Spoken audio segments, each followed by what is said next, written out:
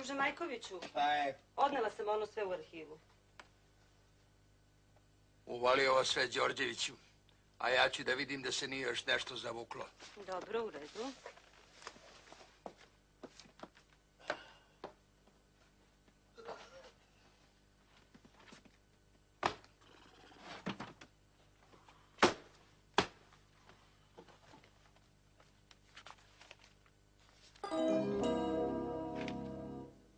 Ujebote Bog.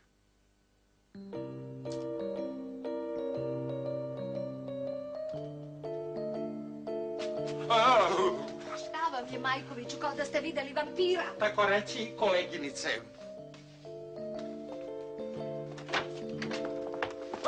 Prosti, molim te, Majkoviću. Ništa, Ciganoviću, tebe baš i tražim. Došao si ko poruči. Jela, što, molim te? Sad ti kažem, ajde vam. Izvoli, Majkoviću, šta je, kaži. Prosti. Ciganoviću, evo ti je predmet. Koji, šta je to? Čilanska poručbina nameštajem. Pa šta će to meni, čovječe? Ti si mi ga dao. Pa dao sam ti ga, ali to je bilo još pre 11-12 godina, još je Allende bio živ, čoveče. Trebalo je da ga proučiš pa da ga vratiš. Evo, vratio sam ti. Pa sad, pošto si ukiselio, jel? Pa ne znam kako ti kažem, Ciganoviću, vidiš, meni od početka taj posao nešto izgleda sumnjiv. Ma jeli, Boga, ti šta sad ja da radim s ovim tinejdžerom? Vidiš da se sav ubuđao. Ko je tome kriv, ti ili ja? Ciganoviću, ja ću ti kažem, nisi kriv ni ti ni ja. Znaš ko je kriv? Pinoče. Molim? Pinoče.